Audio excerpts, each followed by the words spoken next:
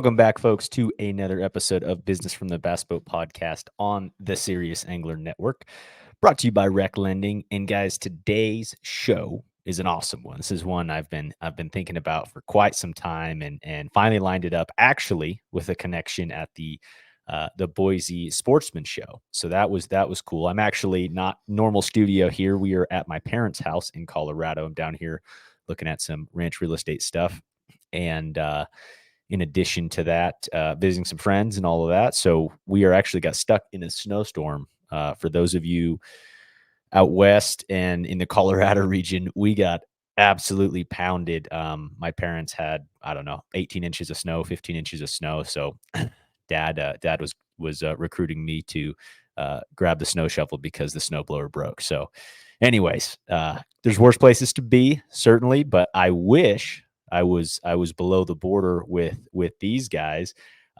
Without further ado, let's bring in Mr. Michael Whitlow of Anglers Inn and talk a little bit of below the border bass fishing. What's going on, Hey, Michael? Adam, how you doing? I'm doing great, man. I can't complain too much, minus the snow, but that's about it. It's the only complaint I have anyway. Well, that's why you need to come down to Mexico with me. A lot warmer down there, especially this time of year. No joke, man. Well, dude, we met at the Boise International Sportsman's Expo. Saw your booth there. I've always seen Anglers Inn and the the Billy Chapman and all this stuff around it, and have never lined up an interview talking about it. But it seems like there's so much going on. I've got a bunch of group of friends out of Denver that go down every year. There's people from all over the world that head down to El Salto and all the different bodies of water your way. But how was the show for you? How was the Boise show in your eyes? Oh, the show was great. We've been doing it for several years. I came from the Northwest, and I know a lot of the bass fishing community up there. So I've been doing the shows for about 8 to 10 years. A lot of good customers in the area, and a lot of good friends, and a lot of them that come down to fish with us. So it's good to see everybody, and also introduce bass fishing in Mexico, or peacock bass and fishing in Brazil, But it's good to introduce that to folks that see us online or see it on YouTube or on the fishing shows. And, I'm the way to get you down there. So there you go. Well, that's great. And I know that you guys offer a pretty array of different trips with different bodies of water.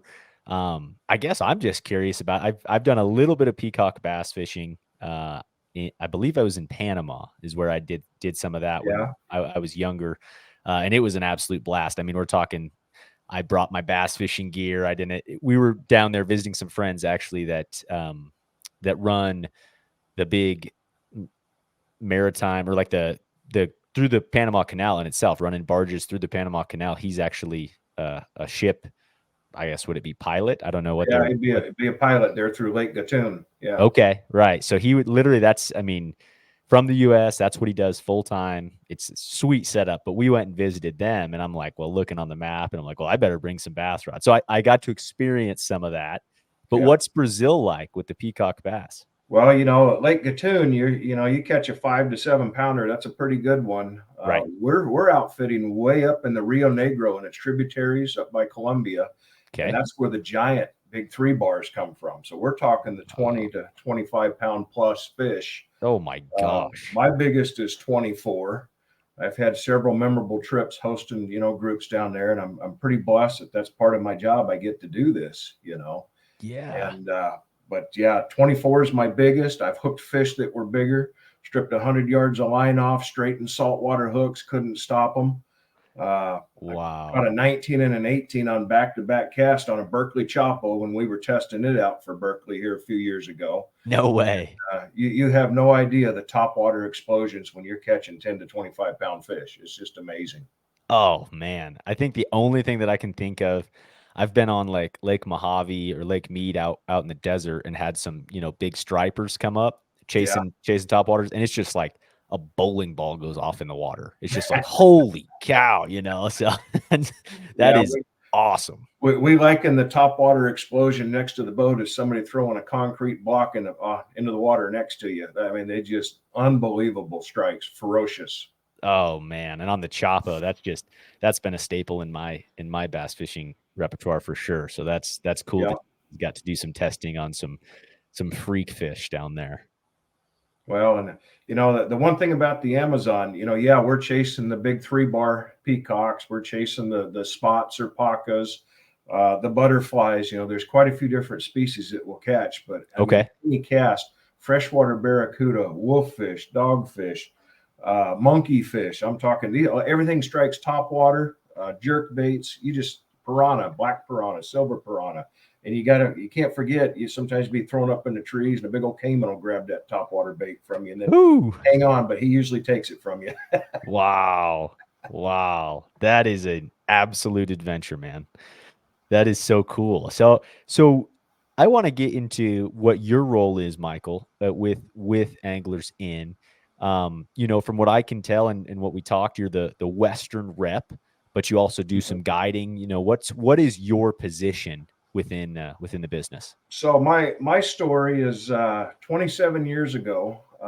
A buddy and I, we seen bass fishing in Mexico. We seen a picture of a flooded cemetery on El Salto in Bassmasters magazine. Mhm. So years ago, I didn't make the money I did as my career went on. So it took me a couple of years saving overtime. My buddy and I picked out Anglers In International, and online we went down there. Uh, we caught a lot of good fish. We were ill prepared, 10 and 12 pound test. Well, you need a little bit heavier for these big Mexican giant bass down there. So, anyhow, long story short, I became a customer. I was a customer for 17 years. And then the last 10 of that 17, I was going twice a year, man. I was hooked, Oh and I was man. bringing my buddies down there. And then Billy Chapman met me at the lodge one day and asked me if I'd like to be the rep for the Northwest United States, Washington, Oregon, Idaho, Montana, that part of the country. And, Wow. living in the Northwest and being in the bass fishing community, we all knew each other. I said, yeah, I'll do that. I'm already bringing my buddies. And so I went to work for him. Very, very blessed. It's been 10 years this year, and I now Wow. have the whole Western United States is my territory. So I do a lot of the marketing, sales, and the biggest thing is I'm helping people fulfill their dreams, their personal best. I'm going to help you get down to that lake. One of the two. You got Lake El Salto where we catch the giants, and that's been famous for over 30 years. Mhm. But that's basically my job, is helping get you down there and fulfill a bucket list or a trip of a lifetime. Wow. How cool is that? I mean, you're literally getting to take people not only like on a adventure, but Mhm. like you said, exactly. Like I feel like this is one of those things that as hardcore bass anglers, it's like you hear about it always. You've always heard of the Mexico stuff, and then you finally kind of make it happen, and you get to be the facilitator and all of Yeah, that. and that's what I do. I have been the witness to so many PBs down there, and that's what the satisfaction is out of my job is seeing all the happy faces and all the big fish, and get to experience what I've got to experience for 27 years now. And let me tell Mhm. you, man, that lake is still throwing out some giants and lots of quality fish. Wow. Wow. Now, do those bodies of water down there, are they the same kind of way as the West Texas stuff, meaning that there's some fluctuations water level wise and that kind of a thing that kind of have a boom and bust cycles, or how does that, what is it desert? I mean, I've seen videos and pictures and stuff, but what would you compare it to in, I guess, the United States, if you can at all? Uh, it's really hard to compare. We're in the Sierra Madre Mountains. These are all Okay. irrigation reservoirs. They're dammed up for irrigation only. There's no power plants in them.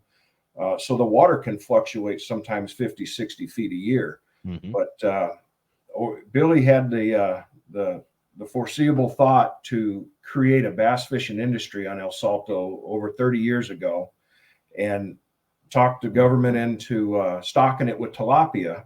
Okay, There you go. stocking it with Florida strain largemouth, and of course there's shad in the river systems. So Hmm. after they dam that up, these bass, they gorge on these tilapia, and the tilapia are very nutrient rich, just like trout are in the California lakes. Right.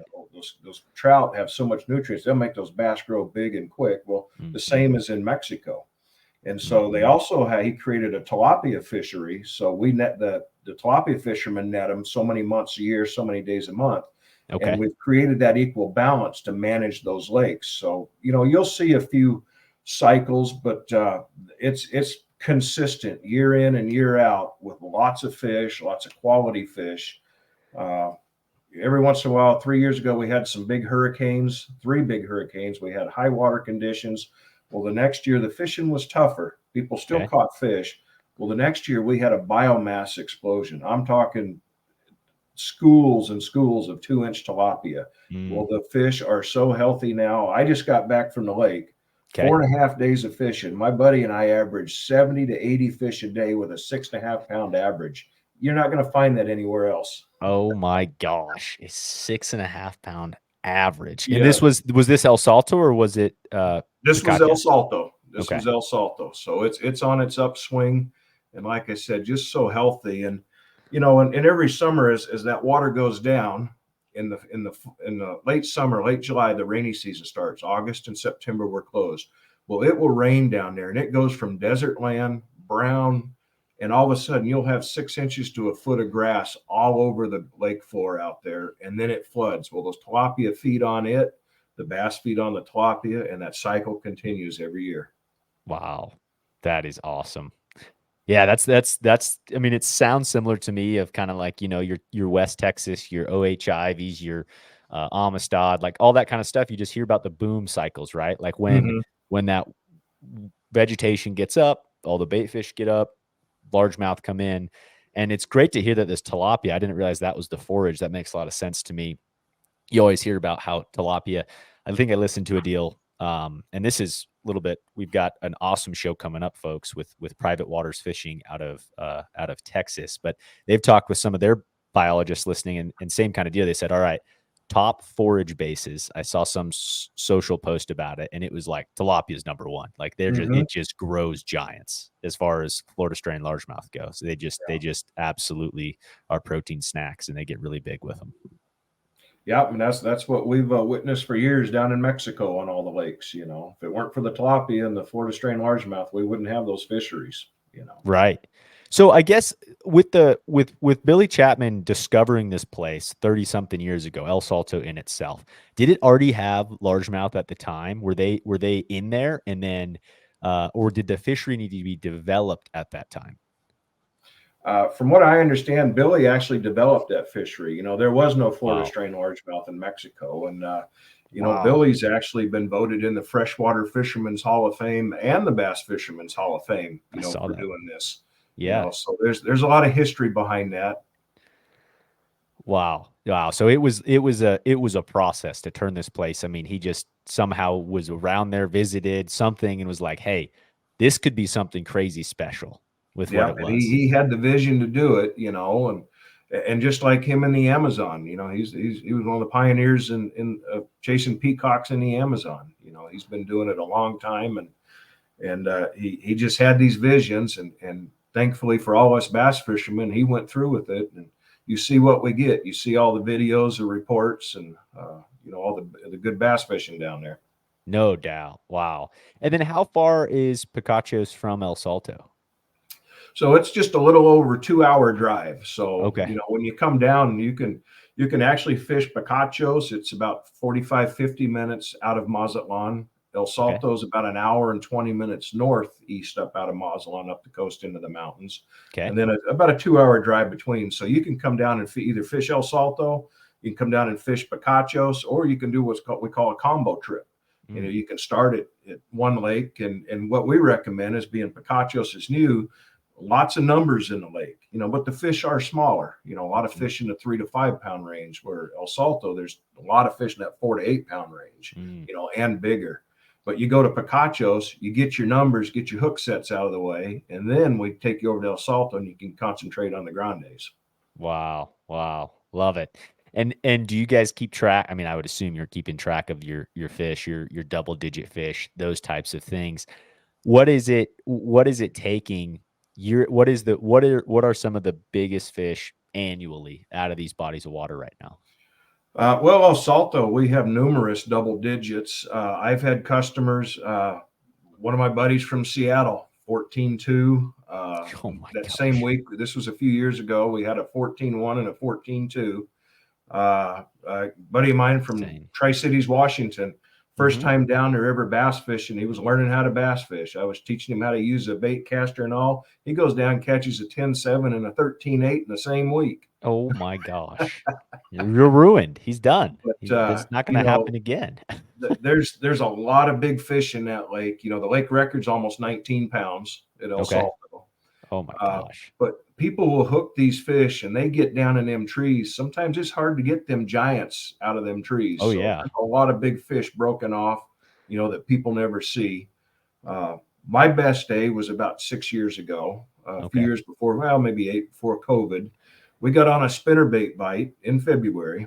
hmm I caught a 12-4, took a picture of it, weighed it, tossed it to the other side of the tree on a spinnerbait, caught a 12-2 on back-to-back cast. Oh Yeah. my I gosh. had 2 over 11 that day and 3 over 10, and I don't know how many 7s, 8s, and 9s, but they were chewing on a white spinnerbait. It was just one of the best trips I've ever had, and I've never had a bad trip, but that one was more, memorable because of all the giants that we caught that week. But That is insane. you can go Holy back to one cow. of our YouTube videos. That's when we caught the 14s, but I think we had like 89 fish over 10 pounds that week, like 100 plus between 9 and 10. But we actually did some videoing at the lodge and talking about it. And it was an amazing week. We just caught it just right. Wow. So what cycle are they in? I mean, in February then you said is when that happened. Is that like kind of still pre-spawn? Is that, I mean, I'd assume that's So, post-spawn. That's got to be right. well, What's the actually, cycle? December's all pre-spawn. January we have a spawn, and then the big ones used typically in February. That Okay. can vary year to year. Like right now in March, we are in post-spawn. hmm But the fish are already starting to feed back up and fatten back up. By the middle of April, and then May, June, and July, these fish are fat and their metabolism's cranked, and they are on the feed bag, chasing and chewing. All reaction baits. But right now, post spawn. But January, February, usually that's the spawn. Okay. Pre-spawn, spawn, and post spawn. So you'll catch them in all 3 phases of those times of the year. Sure, sure. And do you offer trips year round, or what does the trip cycle look like? So we're open. We open October 1st, Okay. and then we close about the end of July. When the rain starts down there, it rains a lot. So August and September is the rainy season. It's the only Okay. 2 months we're closed. My best months to fish that I personally like is May, June, and July. Really? July, I do a couple groups. The first 2 weeks of July, I host a couple groups, but hmm the water's down 50 to 60 feet. The water's warm, the metabolism's cranked up, the shatter on the top. And I'm telling you, it's not uncommon to have 100 to 150 fish days, swim baits, or you pull up on a point on a crankbait. And there's times you and a buddy can catch 60 to 80 fish in a couple hours, Oh my fish after gosh. fish. And it's just, they're schooled up, they're cranked up, and that's all they do is eat. So, Wow. Wow. That is awesome. yeah. So what's the process look like? I mean, you kind of always hear of stories and safety issues with Mexico and these types of things. What's the process for somebody that's interested in booking a trip? Where are you flying into? Are you getting picked up by a shuttle? What does it look like for somebody? Okay. So when you book with us, you give me a call and I'll help facilitate all that. hmm I think Adam can leave my information, somewhere for you. Yep, But we'll put it in the you description. fly into Mazatlan, Mexico. Doesn't matter where you're coming from. We have customers from all over the world. But hmm we will be there when you walk through customs with a sign that says Anglers In. We'll be holding it up, and a lot of times I'm there to greet you. But Mario, he's there every day to greet all the customers. He'll check you off the list. We'll put you on private vans. We take you to whichever lodge you're going. So safety wise, there is no issue. Down in Mazatlan, there's about 30,000 American and Canadians live there year round. So, Really? Wow. and I get this question all the time at sportsman shows. And is it safe? Yeah, it's safe. There's places in the United States that are more dangerous. Uh, Sure. the biggest thing is staying away from the border. That's where all the problems are. And we're way down on the West Coast. And like I said, we've been there for over 30 years and we have not had any issues at all. Got it. Got it. That's great to hear. Well, I mean, What, as far as your time frames that you recommend, it sounds like kind of that you like the summertime, which would be, I guess, super post spawn, right? I mean, you're talking, this is kind of the same way that you would maybe look at like a southern Texas or a Florida fishery in the May, June, that time frame. Hmm. What is your recommendation for folks of like, I'm trying to catch a PB, trying to catch a personal best? What is the time frame? And maybe there's multiple, but if someone's like, hey, I'm coming down to try and break my personal best, what's the month? Well, if their personal best is over 10, of course, December, January, February, and May. Okay. We catch a lot of double digits, but we catch them all year round. Last July, in the two groups that I had, we had 7 fish over 10 pounds that week, Jeez. including a couple over 11. You're catching them in, 25, 30 feet of water, Right. in the tops of the treetops. But the guys that are willing to fish for them, they're there. They're there all year round. But, and everybody knows a pre-spawn fish with full of eggs, that's at the biggest it's going to be for the year. But Hmm. let me tell you, last July when we were there, these fish are so full they looked like they were fixing to spawn that month. Wow. Wow. So, But that's what you kind of hear, though. It's interesting that you say that time frame of being. I mean, of course, you always hear pre-spawn, right around that spawn. That's just when there's those females are as big as they're going to be, right? And mhm. then you kind of have this second. There's some of the Texas guys, right? Like you listen to like a Kurt Dove or a Matt Reed. They really like fishing those way South Texas lakes in August when it is brutal. I mean, brutally uh, hot out. But for whatever reason, that's when you go and get on a deep crank and bite, and you can catch some good 10 pounders. And I think just kind of what you're saying, those fish have kind of refed up, and they're kind of getting back to fully healthy weight wise. oh yeah, and they're healthy. Slow rolling spinner baits. With 3/4 and 1 ounce spinner baits in 20, 25 feet of water in the treetops, or a big swim bait. And when I say big, 5 inch, 6 inch is about as big as you want to go. We don't throw the giant glide Really? and all. The water's stained. All these guys want to bring the big swim baits, but the 4.8 Kitech bait is probably one of the biggest producer. The Hmm. 5 inch Bass Tricks hollow body. Any Hmm. of those, that's what they're keying on. For the most part. So, Yeah. Well, that's a but good point. Equipment wise, what's the situation there? Are people bringing their own gear? Are you providing gear? What is that? Does that depend on who the person is and what they want to do? well, so I'll just go over a whole package with you. So, say Perfect. a standard 4 night, 3.5 day package, and then you can add days onto it. Hmm. Uh, we charge 22.45 a person. So what that includes is you got to pay your airfare to get to Mazatlan. Hmm. We'll pick you up in private vans with beer, water, soda. We'll whisk you up to the lake.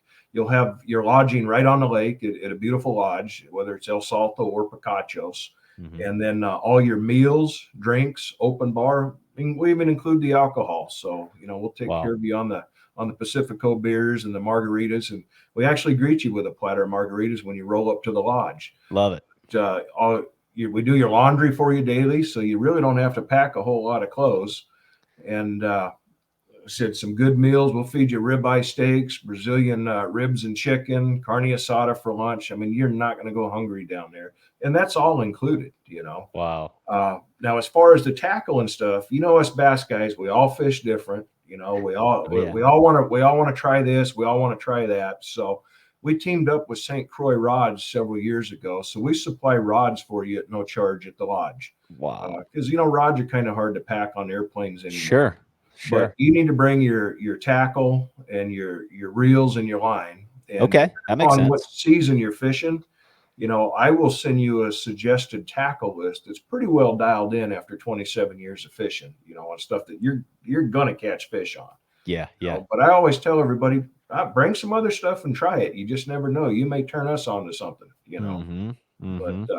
so yeah, it's all inclusive. The only thing after you get there is gratuities for your guides and your wait staff. But yeah, Hmm. man, once we pick you up to the airport, you're taken care of. So Wow. Wow. Well, I think that's a really good model. great to partner with a rod company like that. And then you're just bringing your reels, right? Like you're bringing, you know, you're putting your 20-pound on, your 25-pound on, your heavy stuff in some of those Yeah. situations. And then you get the list of tackle. And like you said, that's exactly it. Is like, I'm thinking about all the different baits that I'd want to bring down and all that kind of a thing. And that's, we're just all gearheads, right? When it comes Yeah. down to it, like, yeah, of course, bring this stuff. But I'm like, I have always wanted to throw this big top water somewhere. This would Yeah. maybe be a good place for it. Yeah, absolutely. And I tell everybody, bring what you want, but you need at least need to bring, the minimum suggested, because that's what you're going to catch the majority of your fish on. After 30 years down here, our guides, most of them have been with us for 15 to 30 years. Fathers, sons, uncles, cousins. These guys live on the water. I mean, they're on it day in, day out. They can tell you, how deep is it here? He'll be within 6 inches every time without having a depth finder. I mean, these Wow. guys know the lake. And they know what to use too, you know. Hmm. So, and that's the other thing is, I forgot to mention, 18-foot aluminum custom boats. We Okay. actually widened them. They're very sturdy to fish out of for two guys, plus your own guide, for your trip. Hmm. And that's all part of the package. But it's, Mexico's still a fairly economical price, for what we give.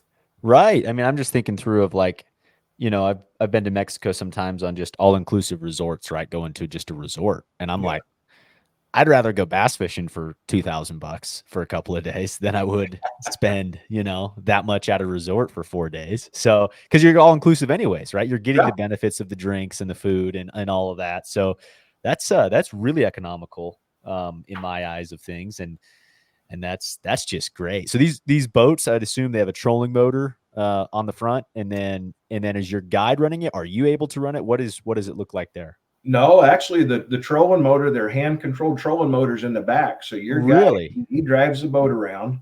Okay. He'll pull up on the points or pull up on the flats or up in the flooded trees, but he'll kind of Hmm. tell you what it is. And he sits in the back and he keeps that boat controlled so that both of you have the best casting, I advantages. see. So you ain't got to worry about controlling a boat. You go down there and fish. Yeah, you've got your guide is quite literally staying out of your way, but also able to be your spot lock, your your power poles, whatever Absolutely. it is. Yeah. Yeah, and like I said, these guys, I mean, they're amazing. You get hung up, they'll get you unhung. The one thing, all of us guys, all us bass fishermen, we want to get the old bass thumb, the old thumb that's all tore up. Hmm. You got to ask your guide, say, no, here, let me take it off, because they want to take the fish off for you. I mean, you get a rat's nest, they want to help you. I mean, Wow. their customer service is just out of this world, and that's just the way we are. Service is our focus, and that's the way Billy trained them, and that's the Hmm. way he's brought the company up. Is we want to be your fishing destination, and the guides are just amazing down there. Wow. Wow. That's fantastic, man. Now, has anyone, I'm curious, this is a curious for El Salto or Picachos, has anyone messed with forward facing sonar to your knowledge on either of those bodies of water yet? No, not to my knowledge yet. Okay. So, I'd be curious to see if that'll happen here. Now, is I, there, excuse me, I get asked that at the shows quite a bit now. Well, do you guys have forward facing sonar? And I says, yeah, all our guides are. They know that lake inside and out. They know if there's a tree over there in 30 foot of water or a rock pile. But yeah, we haven't gone to that type of technology. And I actually, my personal thoughts on it, yeah, what's your that's take? going to take away from your adventure. You know, Right. Down I there, could see any that being cast can there. be a double digit fish. I mean, any cast, and you just never know. You'll hook a 5 or 6 pounder, and especially your first time there, you're going to think it's a double digit fish until you get it up and like, well, he's not that big. Hmm. These fish are strong, you know. That is But so yeah, awesome. my personal thoughts on that, especially these kind of lakes, that takes away from the adventure. Right. And I could see that some, just being that it's like it's that good of a body of water that you're like at any point in time a cast could just be a giant. I mean, I've gotten to where I enjoy fishing with forward facing sonar, but I see too when you go somewhere, you're out of the country, this whole in adventure, there's that mystique of like, Uh hey, huh. I don't know what's in front of me, so like I see that side of things too for sure. Yeah. Now, on these bodies of water, So are they like a, it's owned by an irrigation company. That makes sense. Super familiar with that with our Western lakes, right? Like a lot of these are set up the same way. Is it like a public body of water? Is it private?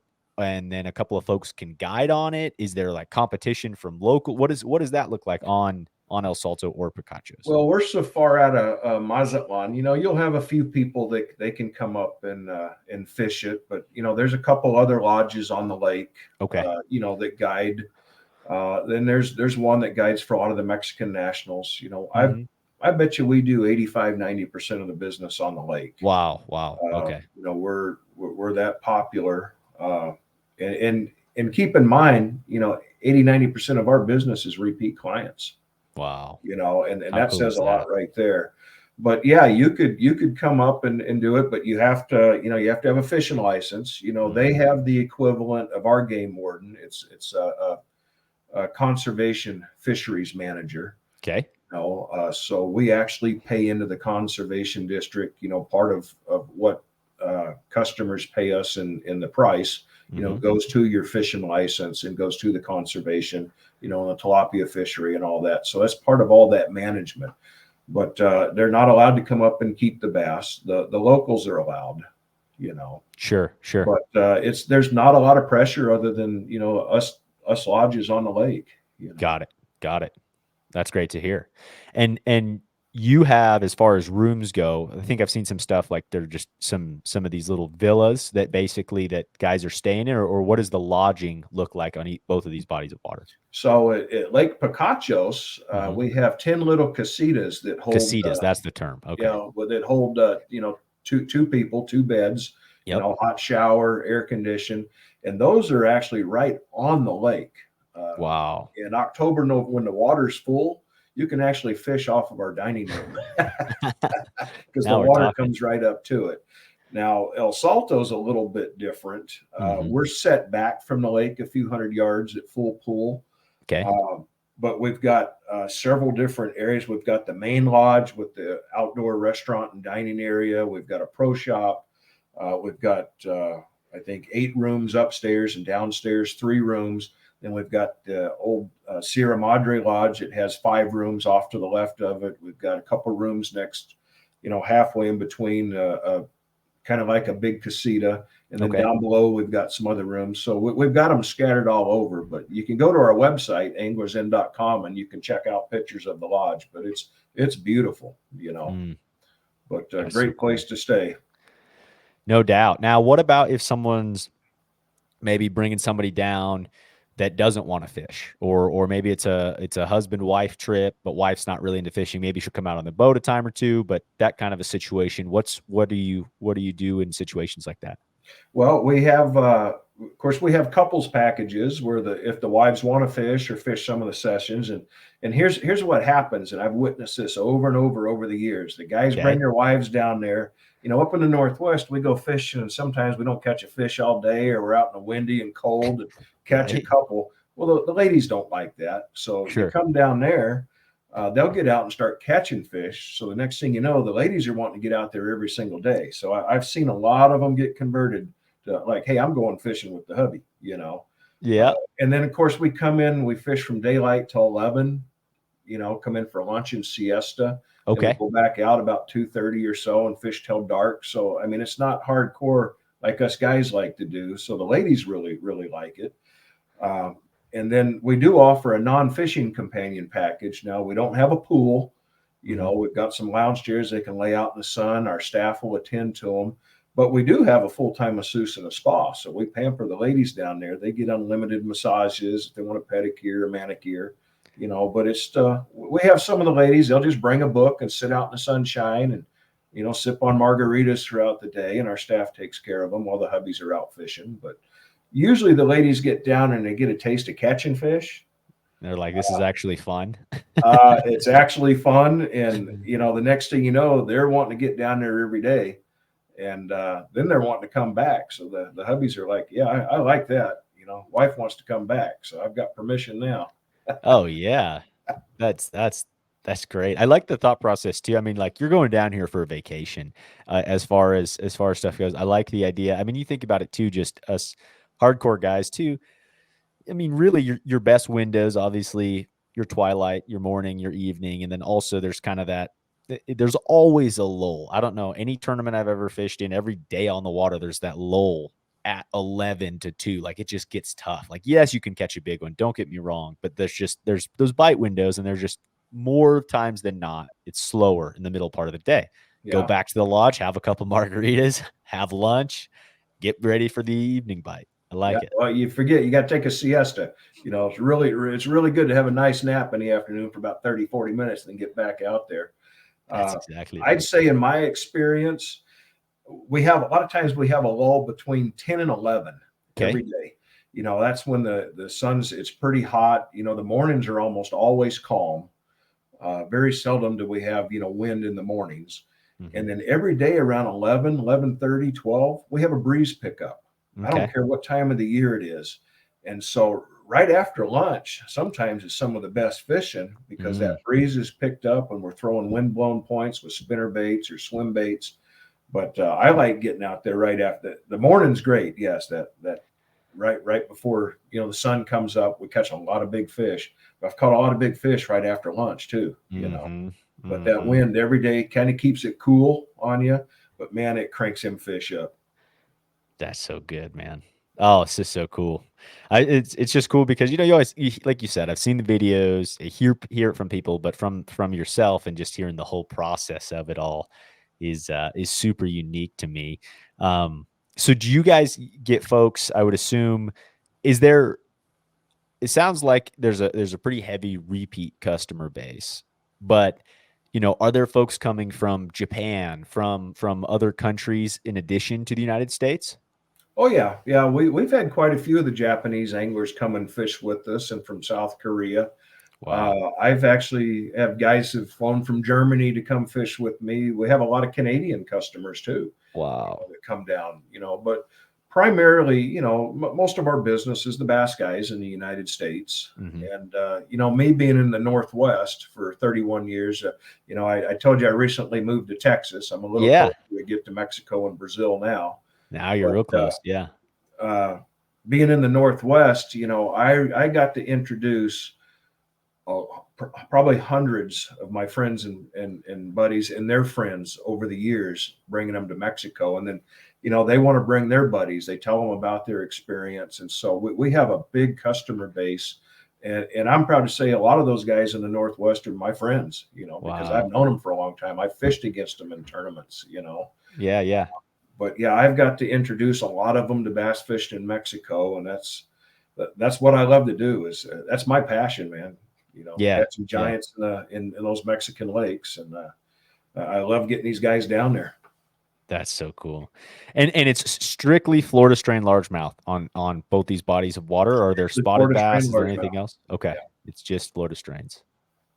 And when you're saying these trees, is it like cedar trees? Is it just giant? I mean, what kind of trees? Do you have any idea the cover from that I'm standpoint? I'm not sure of the trees, but there's a lot of them. If you'll look at some pictures of the Sierra Madre Mountains, Mhm. and basically all they did was they dammed it up. So all these trees, there's a lot of them 30 and 40 feet tall.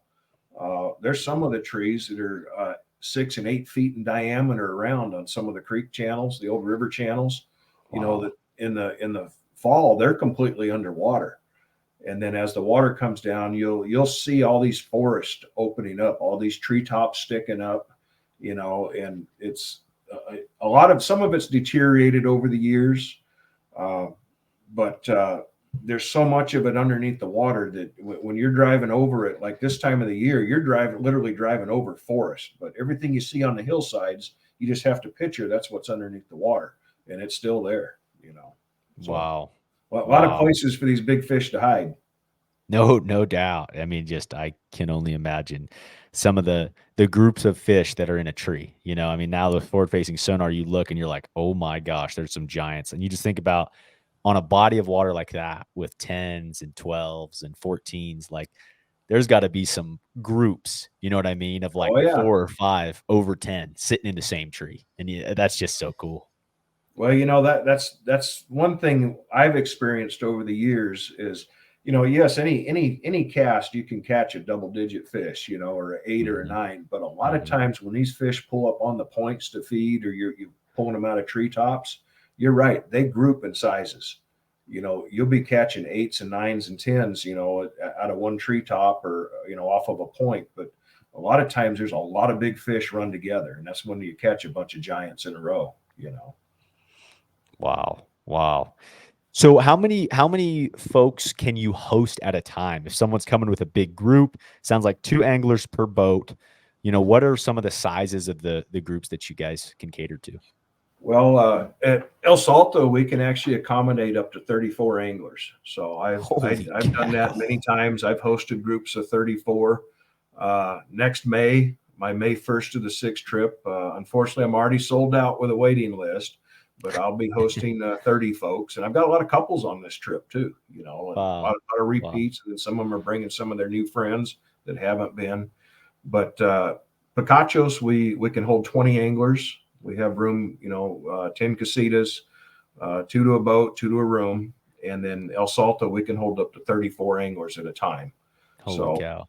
a lot of times it's it's not completely full with 34 because you got Sure. groups of 6 or 8 or 2 or groups of 12. They'll be Combined. coming in, and then a day later they get filled back up. Mm, But there is some of the weeks that somebody like me or some others are hosting big groups at the whole lodge, and I've done that many times over the year. I've had the whole lodge, and it's all people that I know, and people that have come down. I tell everybody, you may come as a stranger, but you leave as family and friends, because we just go down there and have a great time, catch a lot of big fish, and uh, enjoy Mexico. I can only imagine the stories that happen after, around a fire or whatever else, just after dinner, just talking about everyone's day over a couple of cocktails. That's Oh awesome. yeah, and that's part of the fun of it. That's part of the attraction of coming down there. Right. Right. I mean, and just the talking with everyone that's kind of in the same headspace, just loving chasing great big ones. Yeah. That's great, man. So as far as 2024 goes and then into 2025, I mean, are folks still able to book right now? How early do you need to get in on this stuff? What does that stuff look like? Well, some of the popular months, of course, we talked about January and February. And Yep. a lot of that is people. It's cold at home, and they want to go down south and go fishing. 2025, we're pretty well sold out uh, Okay. at the lodges. But November, December, we still have room. Christmas time, if you want to show up the day after Christmas, not a lot of people on the lake, and we've got a special on that. But you can come down and Okay. catch a lot of big fish. Willie Nelson and Kim Nelson that run Northwest Bass and on Nixon's Marine up in Tri Cities, Washington. Yep. They brought a group down last year, and they said they were averaging 80 plus fish a day. The top water bite was great, but they caught so many 5, 6, 7s, bunch of 8s and 9s. So I don't think there's ever a bad time to come fish. But yeah, I've got room this year in July 1st Uh-huh. to the 6th, July 6th Okay. to the 11th. If you want to join me, I'd love to Okay. have you come down, and I'll make it a trip of a lifetime for you. But just give me a That's call awesome. and we'll check availability. And like I said, we're already starting to book 2025. Some of the weeks are filling up, but there's still plenty of availability. But you don't want to put it off. Sure. Sure. Well, now will you have folks too that would just book a week, the same week every year? It's like, this is my week. I want to be here these days. And they kind of just run that continuous cycle yearly. Oh yeah. We have some of those, or like I said, I do. I personally host a group in February, and it's a lot of it's the same folks. Hmm. Uh, I'll always have a waiting list if somebody can't make it or something, but it's kind of hard to get in some of these groups because all these people have been coming for so many years. And I've got some guys that they go down 4 or 5 times a year. They just love Wow. it. Wow. They're just, you know it's their place. but I try and get customers to think about branching out and trying a different time of the year. Hmm. And I've actually got a lot of them to do that. Try that May or June or July. Try that November, December.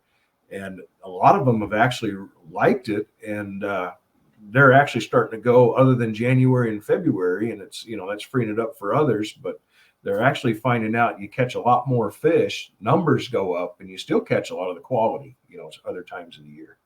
Sure, sure. That makes sense to me. Now, do you see any expansion from you guys? I mean, I've heard of what Lake Baccarat. There's a couple of other lakes that I keep kind of hear surfacing in Mexico and these different things, or maybe there's a new irrigation place being built at somewhere.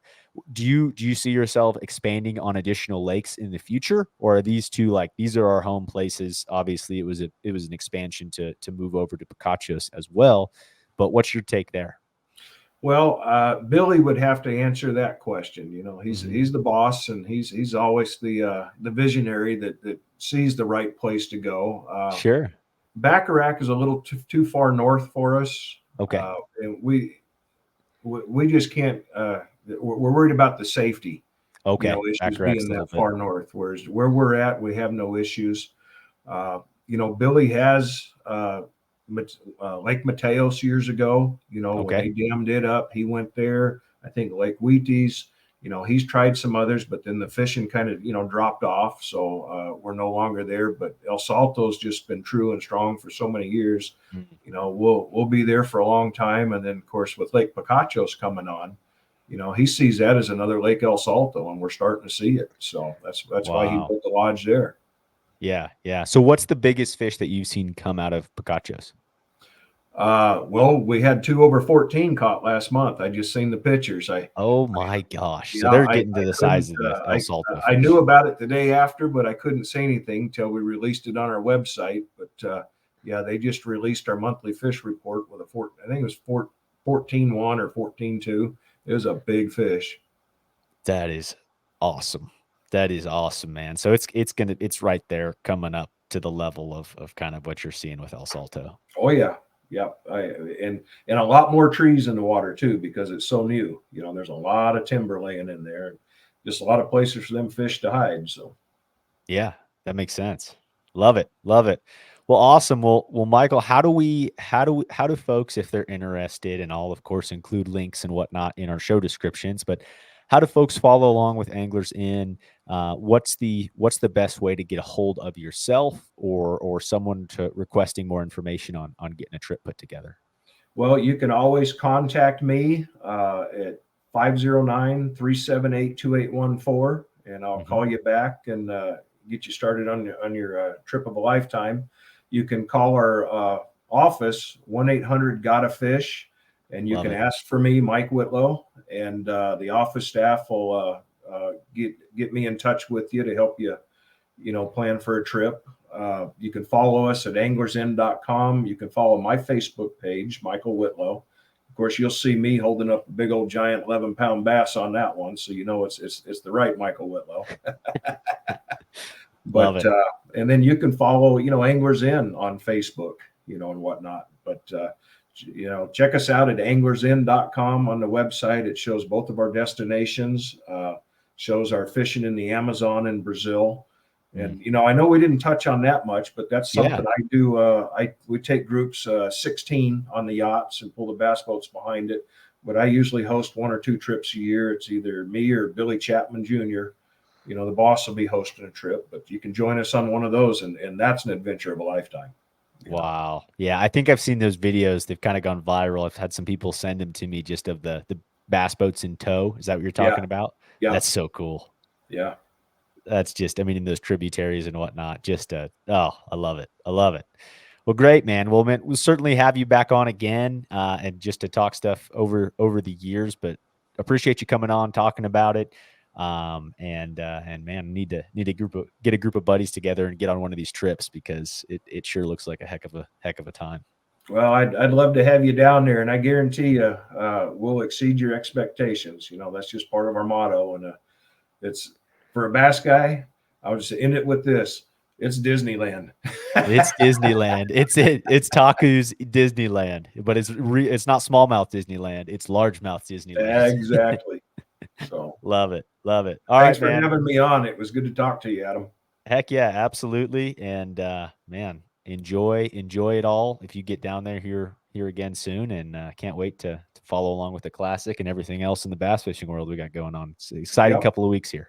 Yep, it is coming up, and then I'll be posting fish reports for pretty soon. I'll be down there the last of April, and they'll be catching a lot of big fish. So stay tuned. Love it. Love it. All right, man. Thanks for coming on, Mike. We'll talk All to you right, later. thanks, Adam.